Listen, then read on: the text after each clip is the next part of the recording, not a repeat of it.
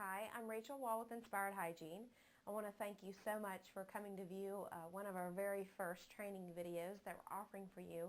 I'm so excited to be doing these videos because I get a lot of requests, a lot of questions about these particular things that I'm going to share with you. And so I thought, you know what better way than with video?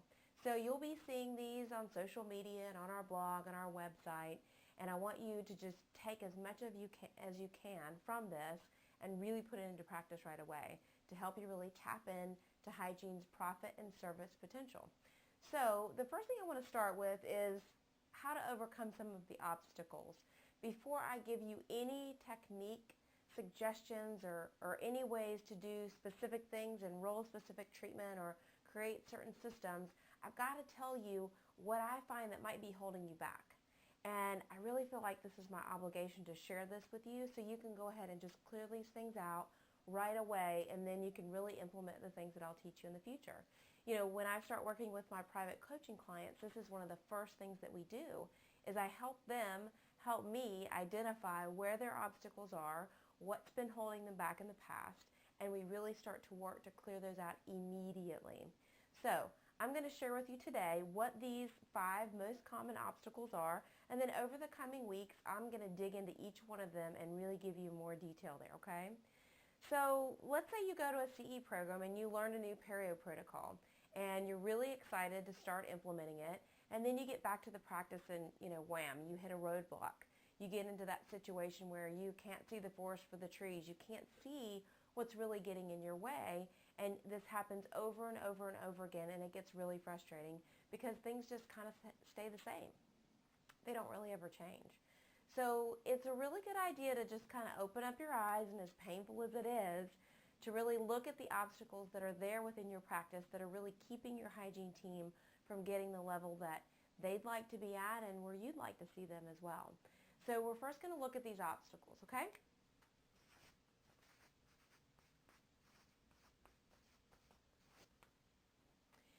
So there are dozens of these that occur in every practice, but what I have found over working with hundreds of different practices all across the country through all of our different programs and services, there are some common ones that I see come up a lot, and there are 5 of them.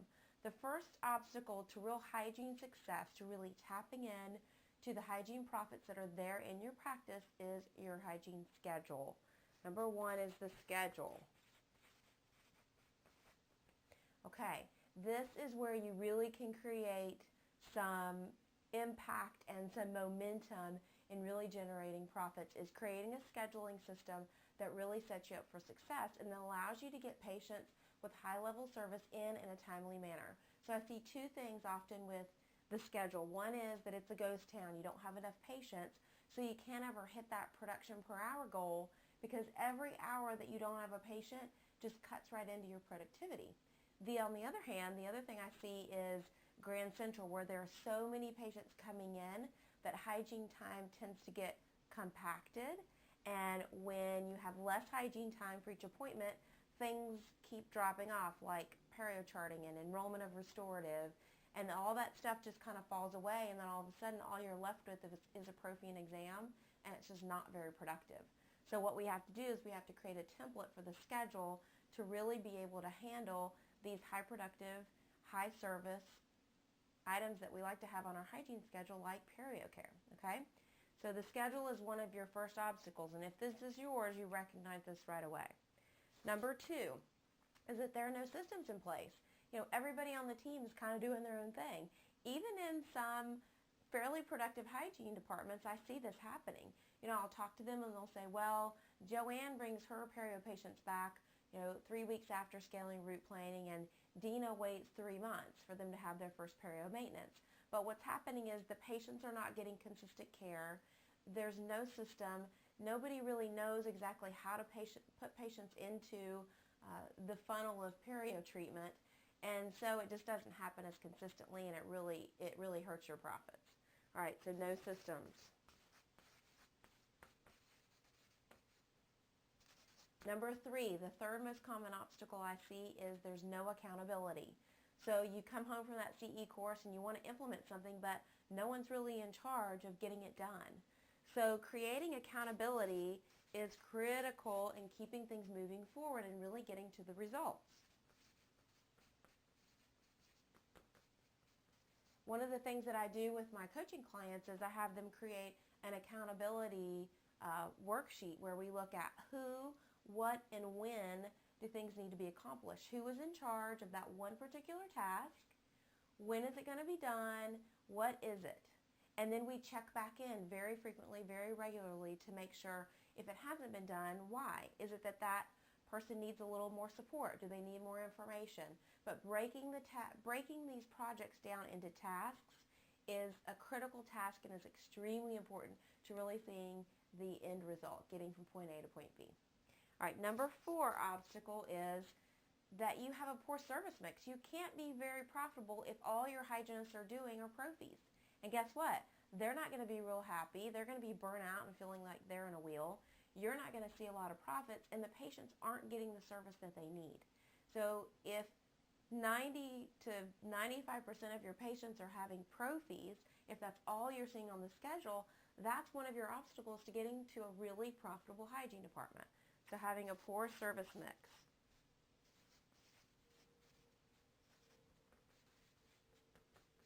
Okay? It's critical to introduce high-level services like periotherapy, like caries prevention and remineralization tools. Things like that that are going to feed the profitability but also are outstanding ways to care for our patients. All right, number 5 obstacle that you might see, and one that I see a lot, and actually maybe we'd need to move this one to the top because what this is really holds people back a lot, is old beliefs and a negative mindset, okay? You're going to hear me talking more about this in the coming months because all of this can be in place, but if your team doesn't feel like they can do it, or if their heart isn't into it, it's never going to stick. So I talk a lot about this, and I talk about finding your why. And this is so important for dentists, hygienists, office managers, assistants, everybody on your team has to have a really strong notion of why they believe in the service that they're recommending, particularly if it's something other than a profi, something that's a little bit, out of the realm of what we see day to day. They have to really know what's in it for the patient and really believe in their heart in that value that they're delivering, because let's face it, it's a little bit more expensive. They've got to be able to communicate the value and really, really believe in that. So it's important to nurture that mindset and help them discover their why. Why do they really believe that it's the best thing for the patient?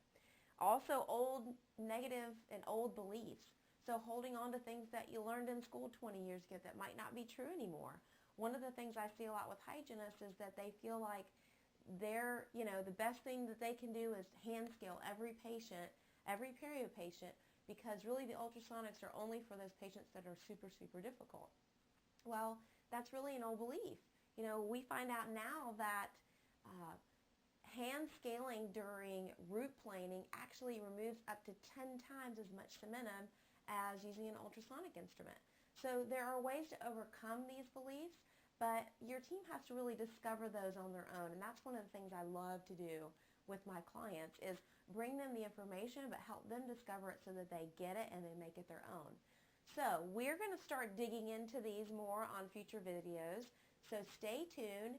And what I'd love for you to do is, if you want to hear more of this, you want to learn more about Inspired Hygiene, go to hygieneprofits.com and request your free copy of our 3 secrets to increasing hygiene co-diagnosis. Thank you, and I'll see you soon.